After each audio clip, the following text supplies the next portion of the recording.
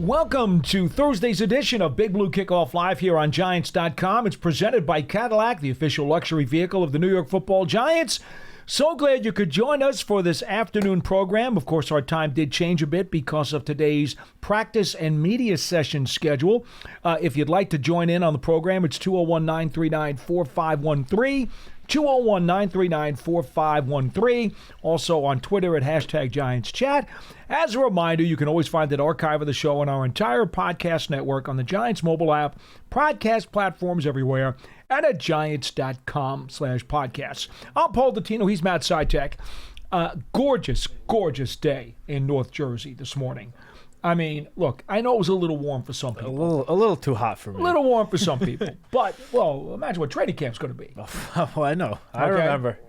So let's just put that into perspective. But a good day, plenty of plays on the offensive side of the ball, several plays on the defensive side of the ball.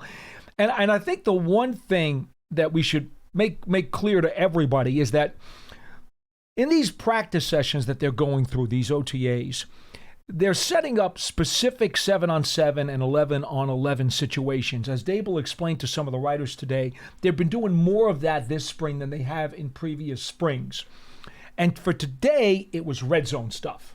Yep. Red zone was the big concentration on the 7-on-7s and the 11-on-11s. That was the big concentration. So when we tell you that a bunch of touchdown passes were thrown, understand they didn't have far to go. Yeah, I mean, look, there have been some days during these OTA practices where the offense is focused in the red zone, like today, like, the first day 2 weeks ago. Then there are other days, where most of the offensive plays are taking place on, the offense's own 20 to 30 yard line. And obviously those days they're going to be quite fewer touchdown passes, as, you come to expect, obviously, right, from being 70 yards out as opposed to 15 yards out. So. All right, so let's get to some of the stuff that we saw today, because once again, Russell Wilson, has he had a bad practice yet? Even one? Not a bad practice overall, no. As Darius Slayton has said, he's had like a couple throws here and there that weren't the best throws, weren't exactly where they needed to be, but a couple of throws out of, I don't even know how many he's thrown, quite a lot. To have just a couple of bad throws, like Darius Slayton said, especially on those deep balls, he's had one, maybe two slight misses on those deep balls since he got here. Yeah. You take that any day of the week. I'll be honest. The more that I see him on a daily basis, the more impressed I am with the guy. Yeah. I'm just being frank with you. And you guys know early in his career, I thought he was more of a system quarterback with the Seahawks. And there's no doubt about that, right? They wanted to pound the ball. They wanted to use play action. They wanted to use rollouts, get him away from the interior between the tackles because he is shorter and he has trouble seeing over the line. So there were only certain routes that you can run in certain combinations with the route tree because of the vision issue. And, of course, a lot of those years, Seattle did not have the greatest offensive line either, which we know is comparable to what the Giants have been putting on the field in recent years, too. So there are certainly schematics that you have to deal with when you have a quarterback who is shorter, a Breeze, a Wilson, years ago, Doug Flutie. That's just part of the game. You have to be able to scheme around it.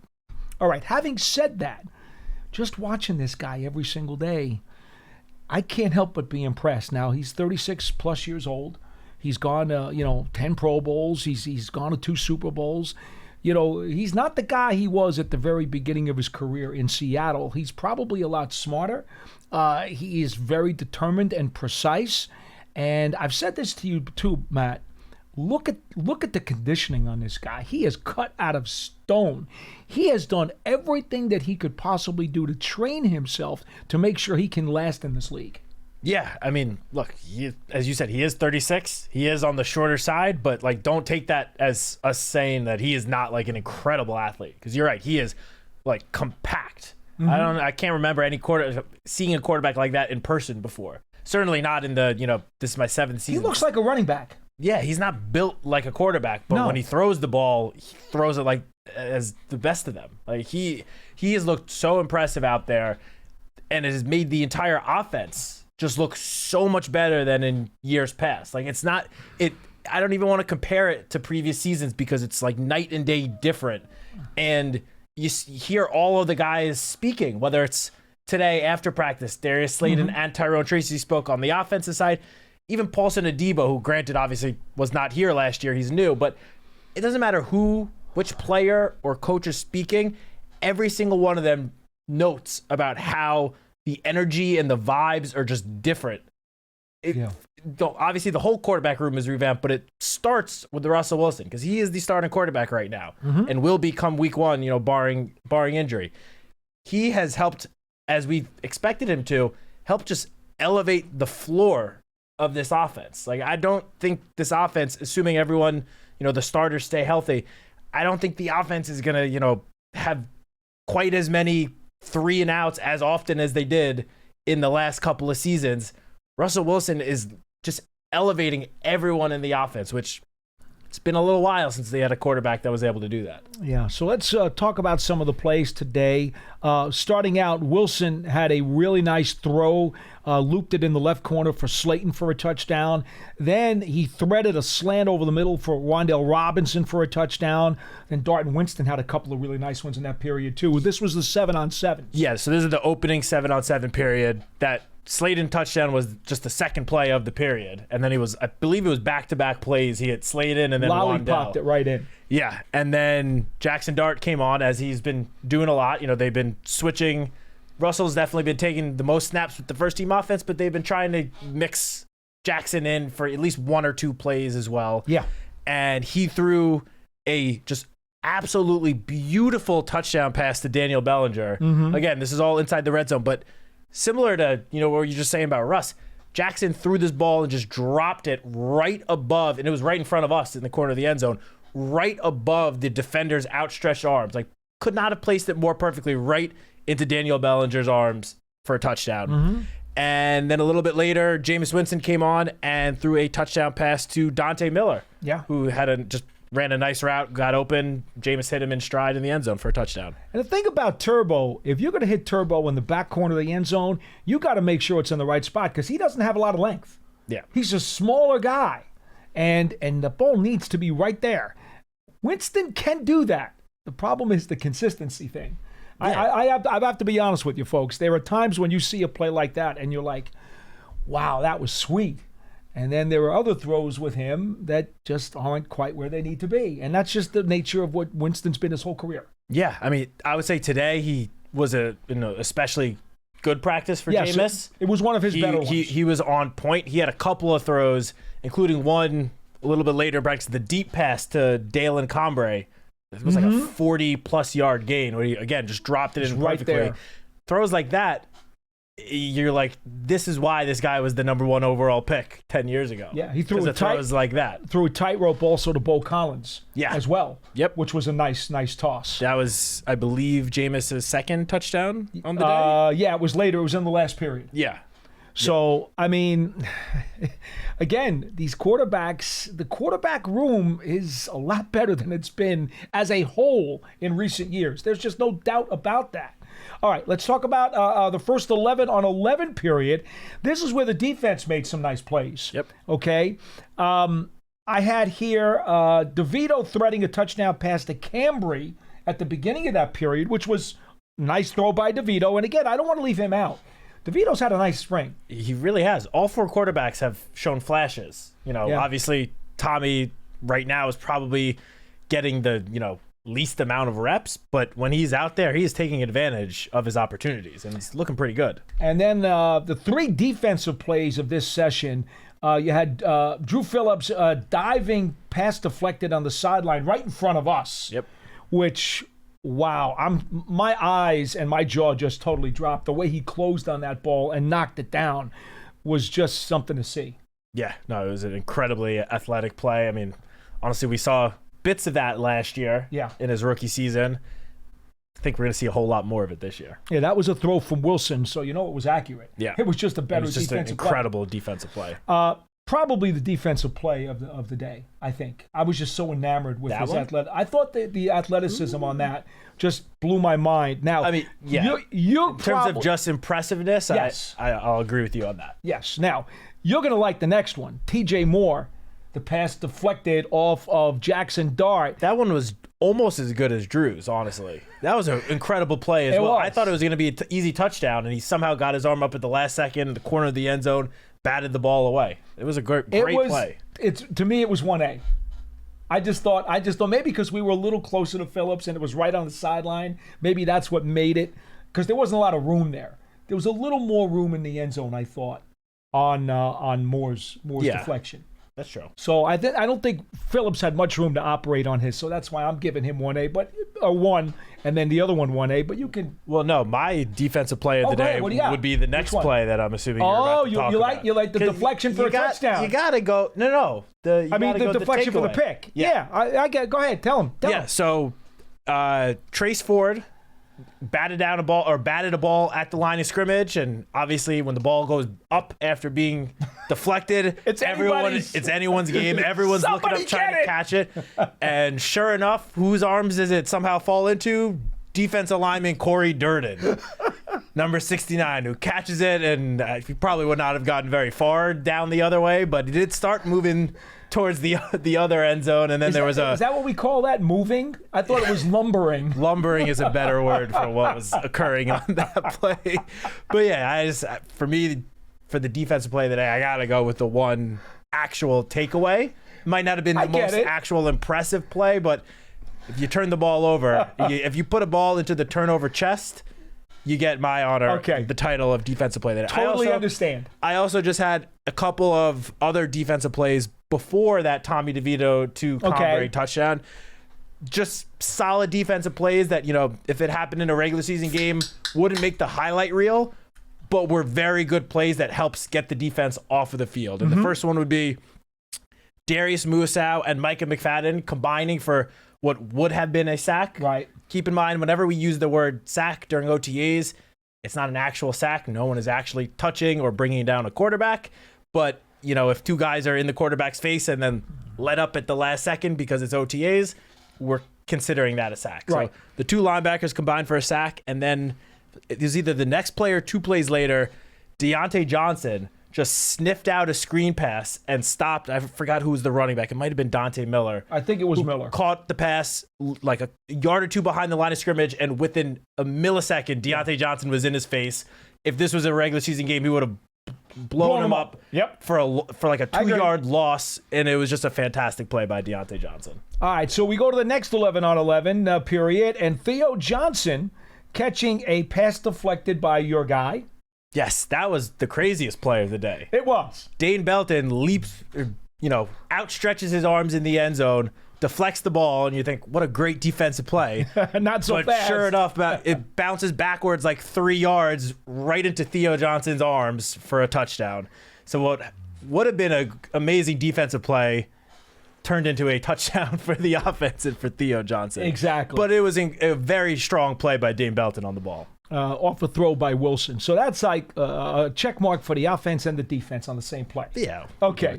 Also, during that period, we saw Felton with a stretching, reaching, turnaround grab on a touchdown in the right corner of the end zone from Dart. Yes. I did the short practice report videos. And you had to say that. Well, I did it on Tuesday, and I didn't mention Jackson Dart for the first time since I've been doing it. Oh, wow. Okay. And I got a lot of comments saying, where's Dart? We want updates on Dart. Well, today was a great day for Dart, and that throw was probably his best throw of the day. Again, just placed the ball perfectly where only his receiver would have been able to make a play on it, right over the defender's arms. Great throw, great catch, being able to get both feet in by Felton. Just a great all-around play. And then what might have been my favorite play of the day came right after. Burns? And that was Brian Burns pretending like or acting as if he was, Mutombo. I was going to say like Misty May on the U.S. Olympic volleyball team. Batting down. I've never seen a ball get batted and just fiercely go in the other direction like it did today. It went. I don't even remember who was the quarterback. Probably Russ if Burns was out there, but I didn't jot that Burns got it both hands up, and the ball hit his arms and bounced so hard the other way, it almost took Jameis Winston's head off. Because Jameis Winston was standing, 10 yards behind the play, right, and the ball bounced or hit so hard and so fiercely off of Burns' arms, it went firing back the other way. It was like a volleyball spike. See, and I agree, and the sight of that ball shooting the other way was amazing. But for me, I remember I asked you and Dan Solomon, we were standing together in the corner of the end zone, so we're about 25, 30 yards away from the ball. The impact, you heard smack. Yeah. When he hit that ball, you heard it loud as could be. I mean, it just smacked the other way. It was the sound that, like, startled me. It almost sounded like, a golfer hitting a ball off a tee. Yeah. Like, it was that loud. It really was. Impactful.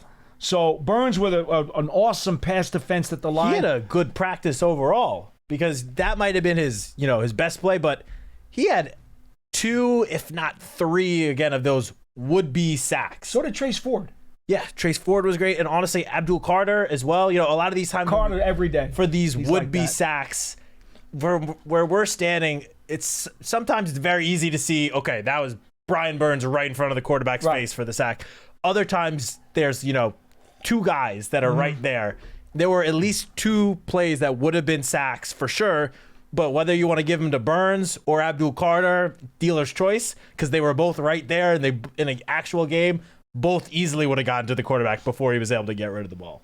All right, so then also in 11 on 11s, you had Chauncey Golston with a pass defense at the line as well. And by the way, he's been much more noticeable the last few practices, I thought. Was it the last practice he had the interception? He had one. Where he batted it himself? That was inside. Yeah, I think it was Tuesday. He batted the ball down at the line of scrimmage and caught it himself for an interception and took it the other way. Yeah, I've said since the Giants signed him, I like him more as a defensive end. I like him with his hand in the dirt.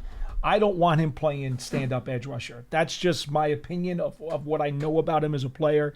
It'll be interesting to see how they deploy him. Yeah, he's going to be used, I think, all over the line. Same with a lot of these guys. I mean, Shane Bowen was talking about it last week. Some of the guys themselves have been talking about it. The Giants just have a very versatile group of guys now up front that can line up in multiple positions. Well, so it's a lot deeper than it was. Yeah, so it wouldn't surprise me if Golston gets some snaps on the edge. He's going to definitely get some snaps on the inside, but he's coming off his best season last year with the Cowboys where he had a career-high 5 pass breakups. Prior to that, in his first 3 seasons, I think he only had 2 total, and then he had 5 last year. He's had 2 in the last 2 practices alone. The guy has learned how to get his arms up when the quarterback's throwing the ball, and that could be, have a big impact on the defense this season. Other highlights toward the end of practice, Collins catching a nice floater from Dart over the middle. Cambry with a catch off of Winston. Hyatt, diving catch. That one was from, I scribbled here? That was a Wilson throw. And then Collins also catching a threading the needle pass from Winston. Those were some of the last late practice highlights I had. Did you have somebody else? Yeah, no, that last one was for a touchdown. It was like right on or near the goal line. Yes. That was one of the last plays of practice. Cambry actually had 2 great catches towards the end of practice. The first one was that deep pass we were talking about from Jameis Winston. And then he also had a nice catch from Tommy DeVito on a cross route, like 15 to 20 yards down the field, would have been a big first down. He's made a couple of plays in practice this spring. It was a good day. It was a good day. That's the bottom line. I think both sets of coaches on each side of the ball are going to be happy. And by the way, I don't want to leave out Coach Gabriel either, because on special teams, McAtamney missed 1 field goal today during practice, and he booted, 3 from 50 or more? Is that what you counted? Like I think so, yeah. I mean, one of it, he was wide on, but I think he booted a half a dozen field goals today, and all but 1 was pretty deep. Including at least one of the field goals he made was, again, Coach Dable said they're working on these different circumstances and situations. Yeah. One of them was the offense had no timeouts left. Right. And it was fire drill. Whether it was, 4th down or just the last play before the half, and the special teams unit had to quickly run on, quickly get set, hike the ball, and kick the field goal, and he drilled the field goal on that, circumstances, which you love to see that, because those situations are going to arise at some point during the season. Folks, what I tell you all the time is that these OTAs, these spring practices, don't take a lot from them. When they're good, it doesn't always translate. What you really are looking for is you don't want to see bad practices. Yeah. Bad practices do translate into bad things. That's true, because now things have to be fixed. You have to do something about it. That's bigger. It's more important. There's more impact if you see bad spring practices than good spring practices. And that's just the way to grade these things out. Again, a good spring practice is better than a bad one. There's no doubt about that. For sure. We've all seen good spring practices, and then things didn't go so well during the season. Yeah, 100%. Again, as we say. But it's easy to be excited now. As we say every day, there are no pads on right now. There's no contact right now. So guys can look great, but again, you got to take everything with a little bit of grain of salt. But I think just one important thing we've seen for the last 2+ weeks now, 9 practices, is the quarterbacks are developing some very strong chemistry with all of the pass catchers. Whether it's the receivers, who, we've spoken about how Jalen Hyatt's having a great spring, Slayton's having a great spring. Malik Neighbors hasn't even been practicing in team drills.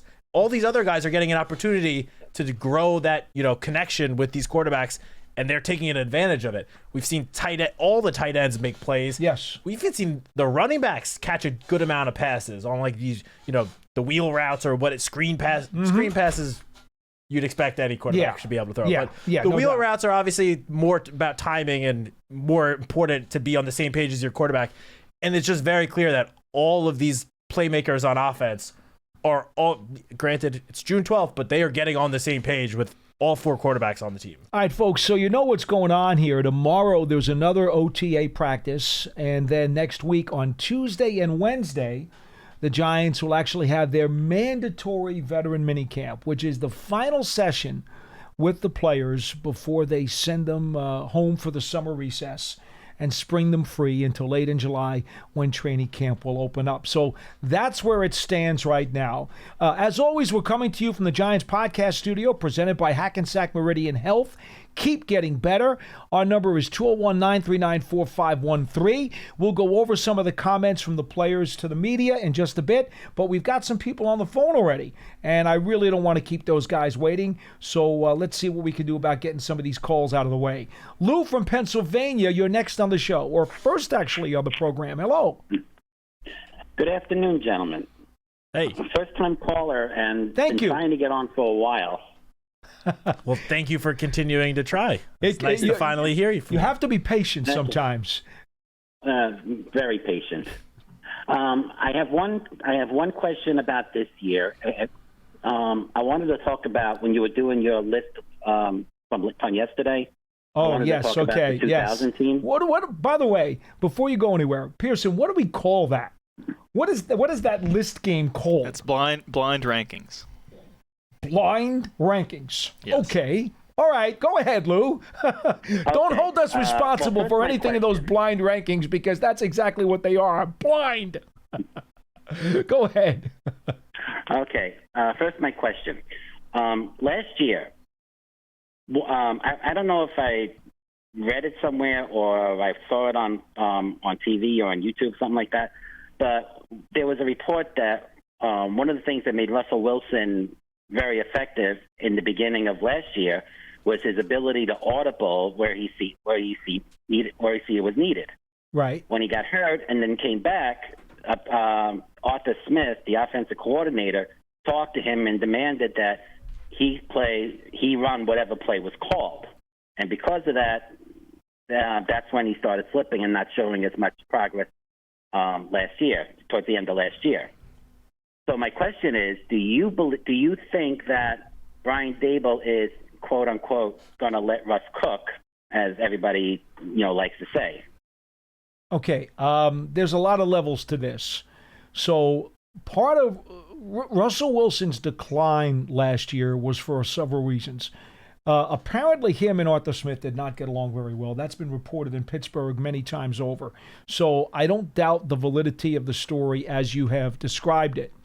Part of the reason was, quite frankly, the weather got tougher and it was harder for him. He doesn't have, even though he can let the long ball go, he doesn't have a, quote, cannon of an arm. He's got that drop in the bucket rainbow bomb. That's a lot different than throwing the ball 40 yards downfield on a zip. And at this stage of his career, it's a little harder for him to do that. So he did lose a little bit of velocity toward the end of the year as it got really nasty in Pittsburgh. I'm told by people out there who cover the Steelers that was part of it. The other part of it was their schedule got incredibly difficult down the stretch. It was a rough defensive front that they had to face each and every time during the final part of the season, and that also made things more difficult for him, and part of the reason why they did go on a losing streak, and they were disappointed with their final results. So I give you that first. Having said all of that, whether it's Dable or Kafka calling the plays, I don't think there's any doubt that they are going to more heavily rely on Wilson's veteran guile to get them through these games. We've already heard this now from the receivers. In fact, we just heard some of that today. Slayton was talking about that when he said, we know what the play's supposed to be, but even if you're not the primary receiver, you want to stay engaged on the play because you know that Russ sees everything and he's not afraid to come off the play and throw it to you. So even if you're not the primary guy, he said sometimes, when you're a receiver and you're not the primary guy, you kind of feel a little less enthusiastic about the play. He said you can't do that with Wilson because he will see what you saw and he might get the ball to you anyway. Not only that, but, this is year 4 of Brian Dable as the head coach. And as we've seen from year 1 up until now, he caters, the offense towards his players' strengths. I mean, 3 seasons ago, when the Giants made that playoff run in 2022, he pretty much catered the offense around Daniel Jones's rushing abilities. Mm-hmm. And that's why, I'm not going to say the offense was amazing that year, but had its best season of the last couple of years. He is going to, cater, him and Mike Kafka are going to cater this offense around Russell Wilson's strengths, the pass catcher strengths, the running back strengths. He's not going to try to force, a square peg into a round hole. So I do think that is going to allow and provide Russell Wilson with a little more freedom than he might have had last year in Pittsburgh. We weren't there in Pittsburgh, so I don't want to, speak for his relationship with Arthur Smith or what might or might not have happened there. But what I do know is that it seems like he is going to have a decent amount of freedom here to guide the offense. Lou, I'll say this. The circumstances surrounding Wilson, I think the run game's going to be there. Remember, he's a play-action guy. Yep. Okay, the run game should be there for him. We believe that the weapons at the skill positions will be there for him. Okay? What are we not sure about? Well, what we're not sure about is the interior of the offensive line in particular. Because Russell Wilson does need a clean windshield. He's always needed a clean windshield. Now, for most of his career in Seattle, they worked around that by moving the pocket a bunch. But as a player gets older and loses a little bit of that quickness and maybe a quarter of a step, that becomes a little more challenging. So my biggest question in terms of Russell Wilson's ability to do what he can do to make the Giants good again is more about the front of the pocket. It's the interior O-line more than anything else. I think the rest of the things are going to take care of themselves. Yeah, and I'll say this. We obviously know one of Russell Wilson's strengths at this point of his career is his ability to accurately throw the ball downfield. Well, I think you'll agree with me on this. We have seen more downfield throwing the last couple of weeks in OTAs than we have seen in years this time of year, and it's not even remotely close. So clearly, to what I was just saying, Brian Dable, Mike Kafka, they are trying to create this offense into what Russell Wilson does best, because that's obviously what will be best for the offense as a whole. Well, to be frank, you could be the quarterback and Dable still would have tried to get more explosive plays because the Giants needed them. To be honest. True, but they did bring in a quarterback that is good at those downfield throws. I'm seeing on X, one play where Thibodeau, Burns, and Carter all got to Wilson at the same time. Well, again, Lou, this is OTAs. It's spring drills. I understand that. This is part of the problem. I mean, we can tell you what we're seeing, and those are eyewitness accounts, but how will it translate in September? We can't promise that. And to Lou, the clip that I don't know if I'm excited for the defense or afraid of the offense on a play like that. Lou, the clip that you're talking about, you got to keep in mind again. There's no contact, so the offensive linemen are not able to actually, engage with Right. the pass rushers like they would even in training camp. Right. So Yeah. the clip, I saw the clip. It looks great, Right. great for the defense, but it's not like the offensive line is going 100% there. So just take it with a grain of Right. salt. All right, let me get to my 2000 team quote or comments. Yeah. Okay, well, you talked about the championship game, the 41-0 against the Vikings. Yes. Landslide. Yes, and how much of a romp it was and domination and all that. Also, you got to remember that the game was 14-0 before the Vikings even got the ball. Correct. Yeah, because they got the kickoff, went down the field, scored a touchdown, kicked it off. Vikings fumbled. Yep. Giants recovered, and then very first play, you saw Camella fall on his ass to catch the touchdown. Yes, he did. Great Camella. Right, and then it was by halftime it was 34-0. That game was pretty much over. No doubt. It was a yeah, complete and then- avalanche. And this was Yeah. against, by the way, again, remember the important thing about that is not just that the Giants scored 41 points, which was awesome, but the fact that that was a very high-powered offense the Vikings had. Nobody outside of me, I think, thought that the Vikings would score less than 30 points in that game. No, that's true. Yeah, and I was just as much afraid as you were, and as much as most people were. Anyway, do you remember the movie Friday Night Lights? Sure. Yeah, of course. You remember the last team that they played, that team from Dallas that was like so big and tough and mean and nasty and all that? Okay. Do you know who was on that team? No. Jesse Armstead. Oh, was he really? Yeah, I was watching like ESPN. I don't know if it was a 30 for 30 or some other documentary, and they were talking about the team and how they got a bad rap for the way they were portrayed in the movie.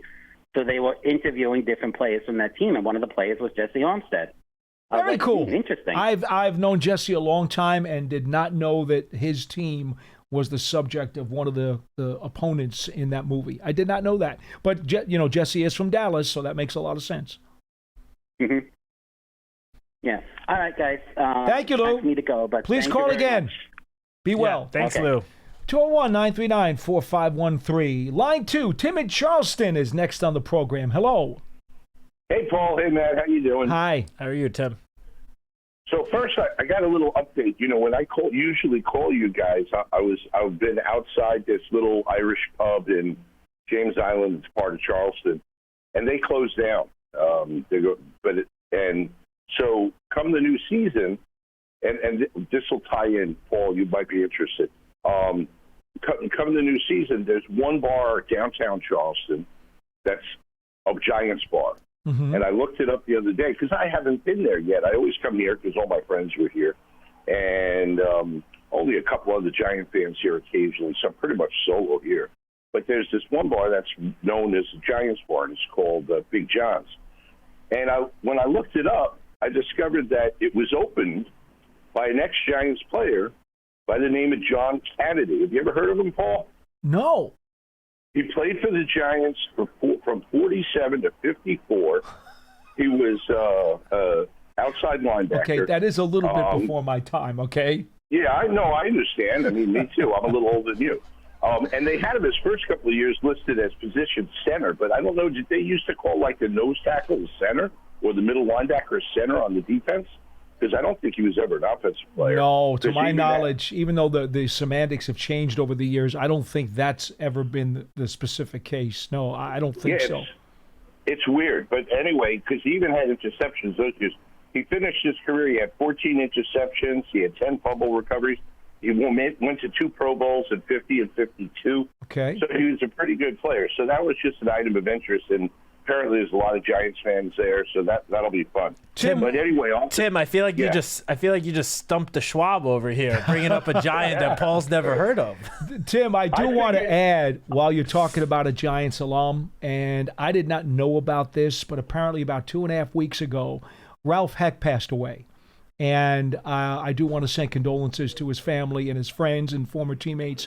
Ralph Heck, as you know, Tim, I'm sure, was a linebacker for the Giants in the early 70s, was here for probably like 3 years, was one of the really great guys on that team, was very, very well liked by his teammates, by the fans.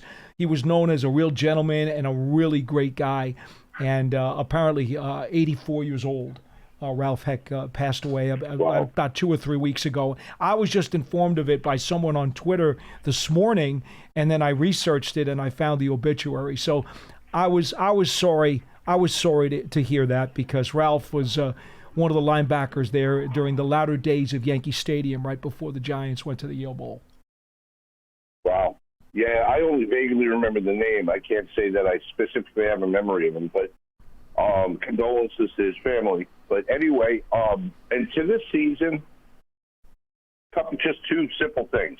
One, I want to say, and I know we say this every year, but this year I think it's so important with our edge rushers and the pressure we can put on a passer.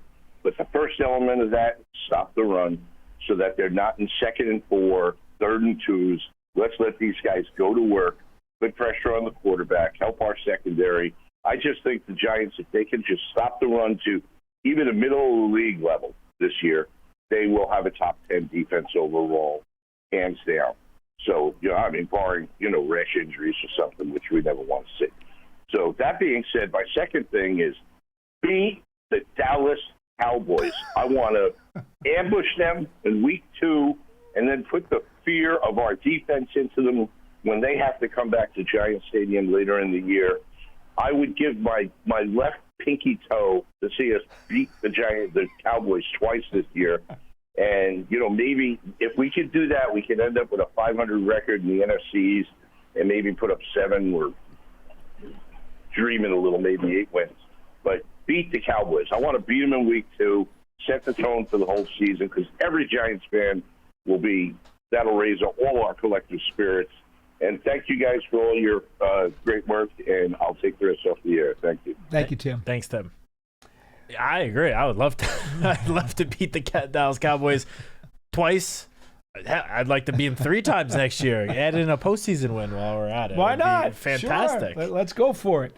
It's funny. Somebody just mentioned to me early this morning. They said, well, what I wouldn't give for the Giants to be 2-2 after 4 games. Well, we've talked about this on the show 1,000 times, right? You break it into quarters, and you'd like to be no worse than 2-2 out of the box. Well, my response immediately was, okay, as great as it would be to upset the Chiefs and the Chargers, I want one of those wins to be against the NFC East in weeks 1 or 2.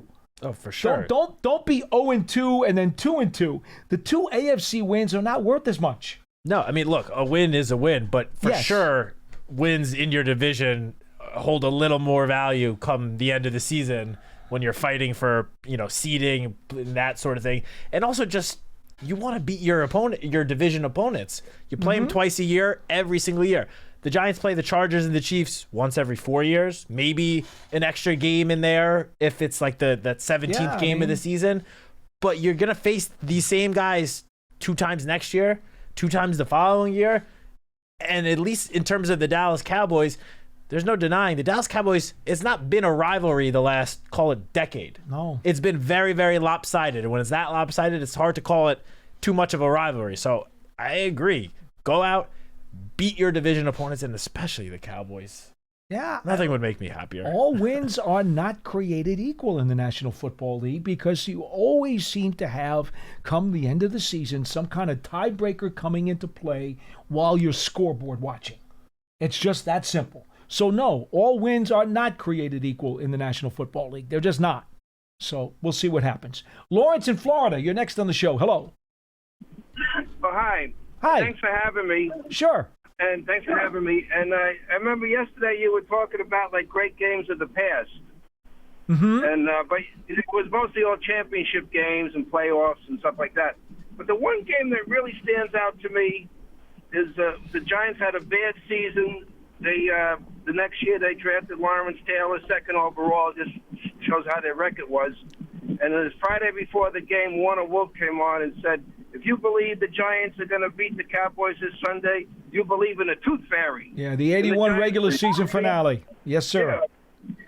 They beat them 38-35. And that's just a great game. They had Mike Freedy was all over the place. Mm-hmm. They had Brad Van Pelt, Larry Heater. And I just want to mention that. That's all. I'll take anything, comment you have off the air. Thank you. Thank you so much, Lawrence. Thanks, Lawrence. Now, to understand what he's talking about, for some of you younger folks out there who may not remember the 81 finale against Dallas, which was here at Meadowlands in Giant Stadium, the thing that you need to understand about why that victory was so huge, and look, you've done enough of historical stories to know this. The Giants had not been back to the postseason since the 1963 championship game. And that team got old in a hurry. And in 64, it just really, the bottom fell out.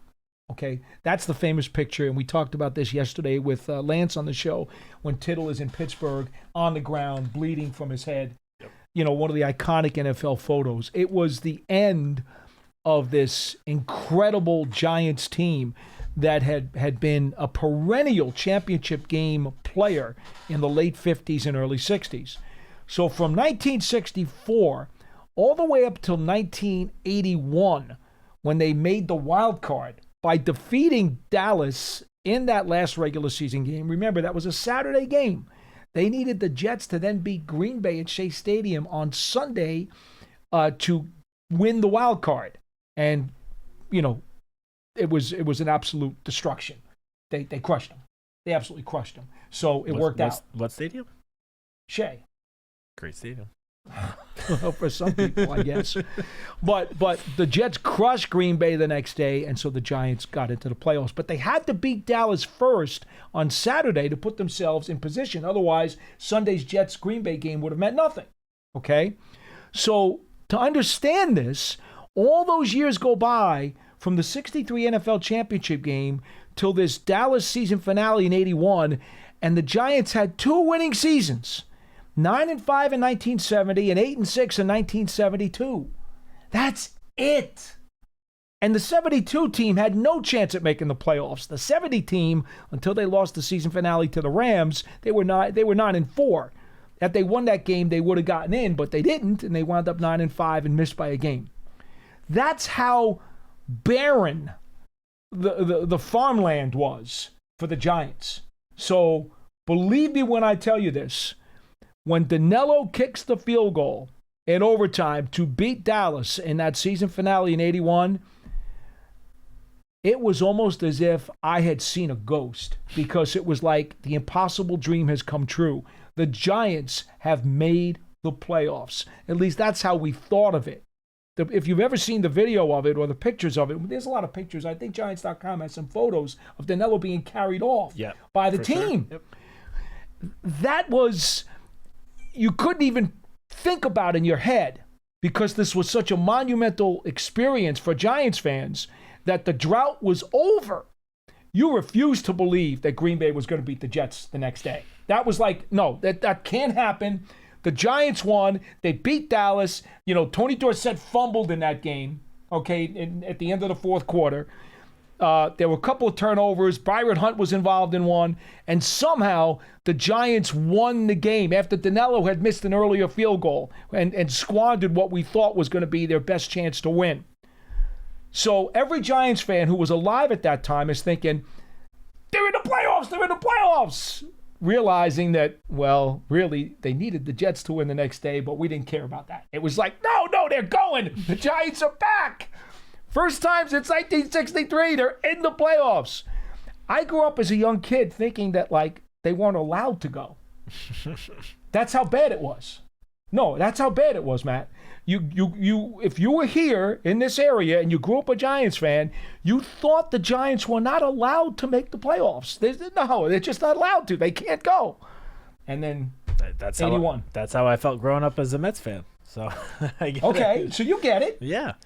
So that's why that's such an important game, and I appreciate him for bringing that up. Go ahead. For sure. I was not alive then. That was about 11 years before I was born, so I can't say I remember that game. There's been a lot of good times since you've been born. For sure, 100%. But if we're just talking about sort of underrated games in Giants history, I always say that this is probably my favorite Giants game of all time. And it was the game in I believe it was the 2005 season. Okay. Giants-Broncos. Oh. When Eli had his first game-winning drive to, comeback win, game-winning drive. He hits Amani Toomer in the back of the end zone inside with the end line. 40 seconds left. And the Giants win the game. That was the first of what we would later find out to be many comeback wins led by Eli Manning and game-winning drives led by Eli Manning. 2004, were you old enough to remember the season finale against Dallas when he hands off to Tiki Yes. on the goal line with the final seconds ticking off? Yep. I mean, that was the first time. John Mara has always said that was the game that told him Eli was the right guy. Yeah. Those early career moments we should have known was a little foreshadowing of what was to come for the next 15 years. But yeah, that Broncos game is it's one of my favorite. I say early, I think it was 13 years old then, but which is one of my favorite early Giants memories. It was just a random regular season game in October, but had a lot of meaning because, again, I get it. Eli then went on to have a whole bunch more of game-winning drives and plenty that were way more important than that one, but that was the first, or one of the first big ones. So you're saying he was pretty good? He was pretty good. He was pretty good at throwing the football.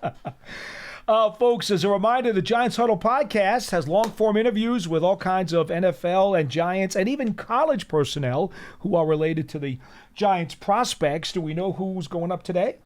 That would be a question for Pearson. Pearson will get to that in just a minute. I apologize, folks. In the meantime, remember, Giants season tickets for the 2025 season are available, and you can take your fandom to the next level, catch all the action at MetLife Stadium. With a membership, you stay connected to the team all year round, not just on game days. You get exclusive member access and benefits. To learn more about a New York Giants season ticket membership, visit giants.com/tickets. And Giants TV is the official TV streaming app. It is free.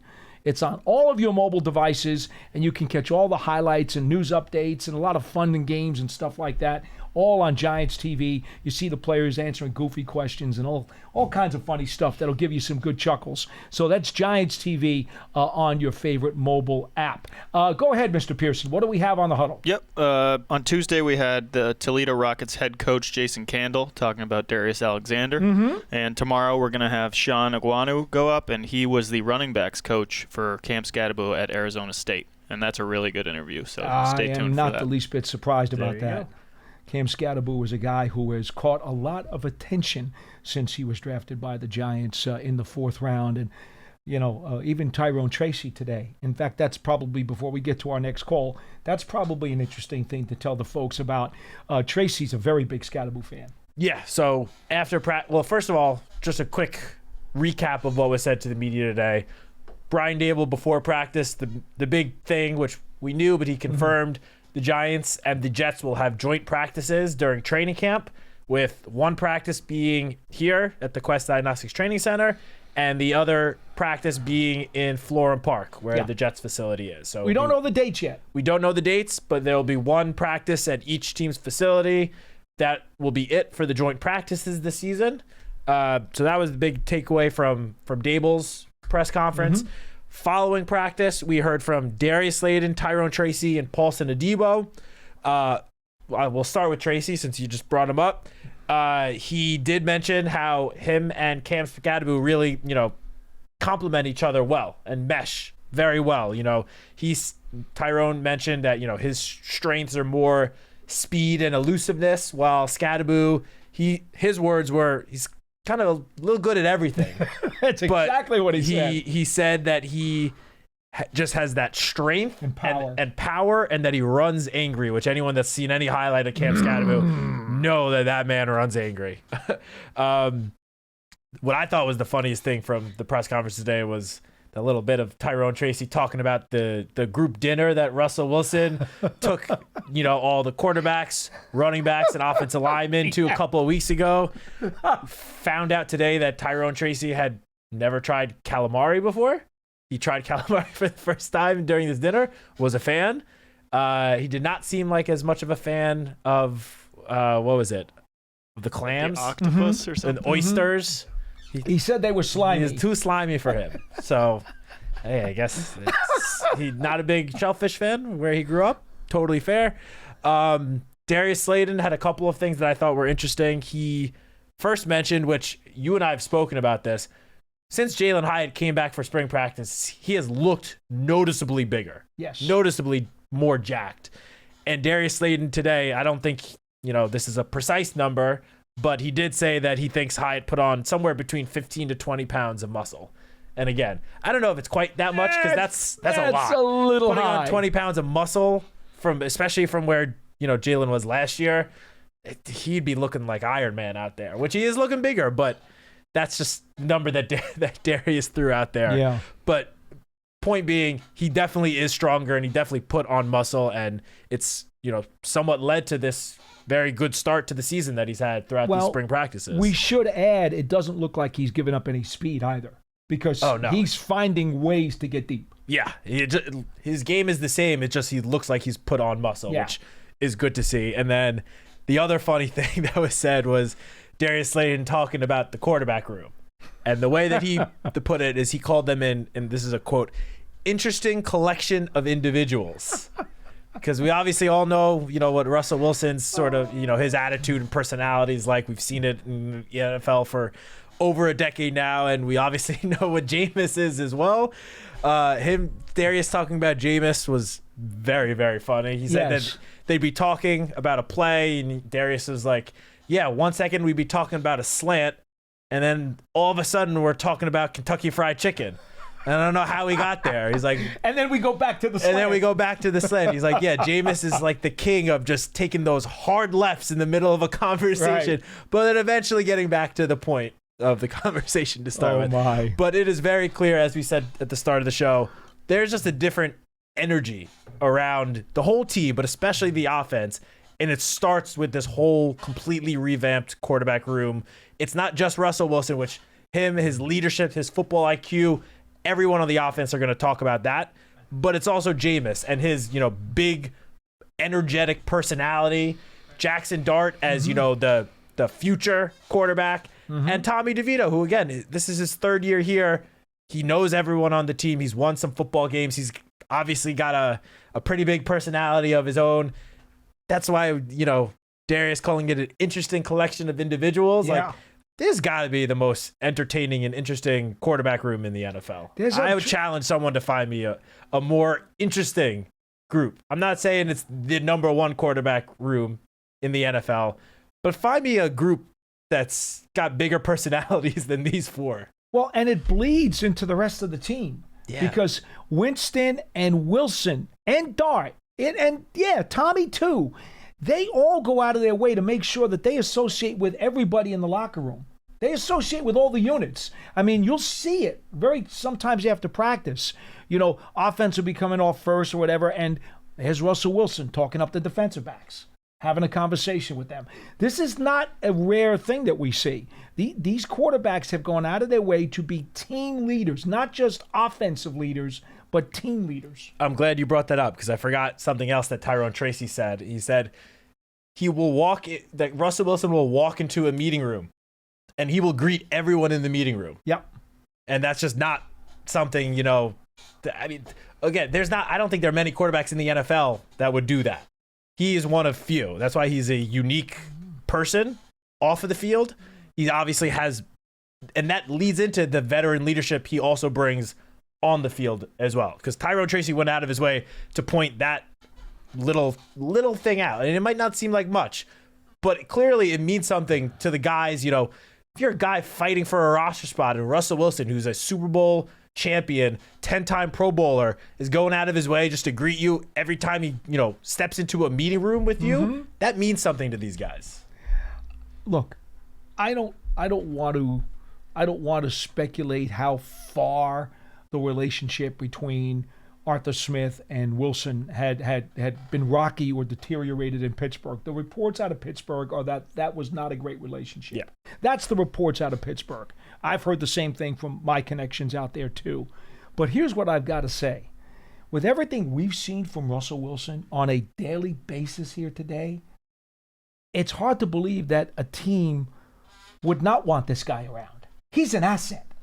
He is a positive influence on your club, no matter how you slice it, whatever angle you want to look at, whether it's on the field, in the locker room, away from the field. This guy is a positive asset for any football team. I think that's very, very obvious. And, if he and the offensive coordinator did not see eye to eye, that's probably the only reason why the folks in Pittsburgh were not aggressive in trying to re-sign him. Because if they're believing in their staff, they're going to try to do whatever their staff wants them to do, and they're not necessarily going to allow a rocky relationship to continue. I get that. And look, Russell Wilson, like his numbers last year might not, completely jump off the page, but he was still pretty good. Yeah. And that was in, again, a situation where, at least if you believe the reports, there wasn't the greatest connection or relationship between him and his offensive play caller. He also missed the early part of the season. He missed the first 5 games of the season, and he was on a team that made it no secret that they wanted to run the ball early and often. That was a run-first offense, and Russell Wilson still put up, I'm going to say decent numbers. They weren't amazing, but decent, solid numbers, where if you're in a pass-first offense, not even a pass-first, just like a normal, balanced offense, those numbers, and he played a full season, those numbers would have looked so much better, and we wouldn't be hearing this narrative of, he's, 36 years old, he doesn't throw it like he used to. Like, he is still more than capable of throwing it all over the field, and we've seen it this spring. Anybody who says that Russell Wilson is too old and can't throw the ball effectively anymore has not been here. No, they have not seen him in practice. They have not seen it. Which, again, we know. It won't matter until he does it in the game. I get that. But right now, this is all we have to go off of. And what we have to go off so far has looked good. Anthony in Connecticut, you probably will be the last caller on the show. Hello. Hey, how's it going, fellas? Good to talk to you. Good. How are you? I'm good. So I wanted to talk about the wide receivers and the running backs. Okay. Let's do it. So the Giants got a good amount of starting wide receivers. So I was just wondering, who do you think is going to be a long shot to make the 53-man roster? And also, same thing with the running backs. Well, I think the problem here is that we're not even sure 100% how many they're going to keep in each spot, because injuries may impact the back end of the depth chart. Look, if you want dark horses from me, I'm a Dante Miller guy. And I'd love to see Dante Miller stick around. If he's not going to be on the 53, I hope he's back on the practice squad again. Turbo. Turbo. Turbo is without question, for me, that's a guy, I don't want to see him out of the building. Okay? Wide receiver-wise? Look, we know who the top 4 wide receivers are going to be. Yeah, we know Malik Neighbors is making the team, Darius Slayton, Wan'Dale Robinson, Jalen Hyatt. And Ford Wheaton's going to be on this team too. Those 4 for sure. As a receiver? If he makes it, that counts as a receiver. Okay, so that's he'll 5. be on the wide receiver depth chart. Then that's 5.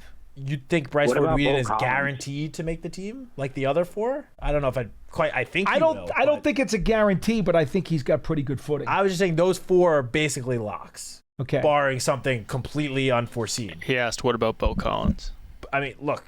I think he's practice squad for me. The undrafted guys, you never know, and you really won't be able to tell until training camp starts, and they really, have the pads on, and the wide receivers and cornerbacks can really go at it like they, like you would in a game. And even getting into the preseason games, that is when you really get to see some of these undrafted guys show what they can do a little bit more.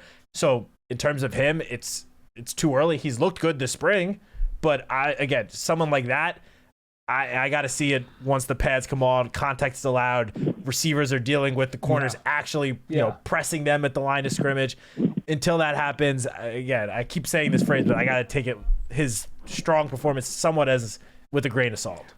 Let's go by what Matt said. The 4 guys are probably in cement. It's hard for me to sit here now, knowing what I know about what Smith Marsette's done on special teams in the return game and what Ford Wheaton has done on coverage. It's hard for me to believe that either one of those guys is going to get cut. It's hard for me to believe that. Amir for sure. Just because I think he is the number 1 candidate to be the team's kick returner. So all right, so make him 5. And you're right that Ford Wheaton is right now he's the best coverage guy they got. The best gunner that the Giants have. Now, Board is going to have something to say about that, but still, you want as many good guys as you can on that unit. So, to me, if nobody gets hurt, I think those are your 6 receivers. Now, whether or not they count Ford Wheaton or Smith Marsette as a special teams guy and not as a receiver, wherever they jimmy the roster, that's semantics. I don't see them cutting either one of those 2 guys. And they both happen to be receivers by trade. And I feel like between Zach Pascal and Lil Jordan Humphrey, like those are veteran receivers that were clearly brought here for a reason. I feel like there's a good chance at least one of those two makes it. I mean, especially because Russell Wilson has gone out of his way to talk about Lil Jordan Humphrey. They obviously played together in Denver. And I think it was either Monday or Tuesday. Lil Jordan Humphrey had his best practice of spring. He had like 3 big catches. If I had to guess, I would think that one of them would probably make the team. And I would say it's a little harder, at least right now, to talk about which wide receivers are going to make the team. I think the running back room, not quite as complex because we know Tyrone Tracy and Cam Scadaboo, 1A and 1B. And Singletary. Especially just given, A, how much that, Brian Dable trusts him, and B, given his contract situation, I don't think he would get cut. So I think that's 3 likely running backs, and a lot of times, right? I mean, it's going to be either 3 or 4, right? 3 guaranteed. You can't have less than 3. No, I think there could be a 4th. So then it's just a matter of which guy is going to fight for that 4th spot. And honestly, if you're going to fight for that 4th running back spot, you got to contribute on special teams as well. And just to finish off the receiving point, and I'm not going to belabor this because it's only spring, but Felton, Wells, Bly, Collins, Cambry, each one of these receivers has been noticeable in more than one practice during the spring drills. They've all done something. So however it goes from this point forward, I just think the Giants practice squad is going to have some pretty talented players on it. Oh, I agree completely. I mean, I feel like when the UDFA list came out or was announced and we saw 5 wide receivers on it, obviously not all 5 of those guys are going to end up making the 53-man roster. That's impossible. But, you have some strong practice squad candidates there, and maybe one of those guys, or even 2, who knows? Because as you said, injuries are going to happen during training camp and the preseason. So, maybe one of those guys that we said is locked in to make it, maybe they're hurt to start the year, and that gives an extra one of these UDFAs a chance to make the team, show the coaching staff and the front office what they have. And once you give a guy a chance, you never know what could happen. As we saw, obviously this is an extreme example, but once Victor Cruz got an opportunity, he took it and ran and never looked back. And obviously he turned out to have a pretty great career with the Giants. The stakes get higher and higher as we get closer and closer to opening day. Yeah. This is only the spring. The stakes get higher in late July when training camp starts. Much higher. Then they get higher in August when the preseason games start. I mean, that's just the way it is. So it's great that a bunch of guys have flashed. Really is great that they have flashed in June. But there's a lot more to this race. Yeah, that's why it's just a little early for us to be making sort of, roster predictions. It really is. Ask us in a few months and we'll probably have a somewhat better, I hope we'd have a That's better why idea. I don't give my 53 till right before opening day, because right before the final cuts, because you just can't do it. There's no point. Things are going to change so much. There probably will be guys that are not currently on the team that end up being here at some point during training camp. Yeah. Because we see it every single year. Although I think the talent level on the roster is certainly better than it has been, so there's probably less of a chance that they'll bring in a bunch of guys who are cut by other teams. Well, yeah, I'm not saying a bunch, but 1 or 2. I'm sure there will be. I'm sure it'll happen. I still think they're going to add a veteran corner at some point. I really do. Right before training camp. I agree. We've seen it the last couple of years with the day before training camp, a veteran or 2 brought in at whatever position. So, all right, I think that's a wrap. It's you and John tomorrow. Me and John. Yep. Okay. Do you know what the question of the day is yet? I'll give you a chance to look that up, and in the meantime, I'll tell everybody that this is Big Blue Kickoff Live, presented by Cadillac, the official luxury vehicle of the New York Football Giants. And as always, we are coming to you from the Giants Podcast Studio, presented by Hackensack Meridian Health. Keep getting better. If we are to believe the schedule that John sent out a couple weeks ago, it sounds like him and I are going to do a head-to-head Giants draft. I'm assuming of the current roster. Okay. We're going to go back You and got forth 90 guys drafting to choose from. That's a lot of guys. I don't know if we're doing 45 and 45 or if it's just Probably 11 and 11. Starting 11 I'm offense sure it and is. defense. I'm sure it is. He hasn't given me clearly any details. Okay. See, we're gonna try to give you some teases now on the program to get you a little bit excited about what's going to be coming up in the next 24 hours here on Big Blue Kickoff Live. That will do it for today's edition, and we invite you as always to check out the archive, Giants podcast platforms everywhere, as well as the Giants mobile app. This is Big Blue Kickoff Live, 201-939-4513. Write down the number and give us a call whenever you get the opportunity. For Matt Citak, I'm Paul Dottino. We will see you next time. So long, everybody.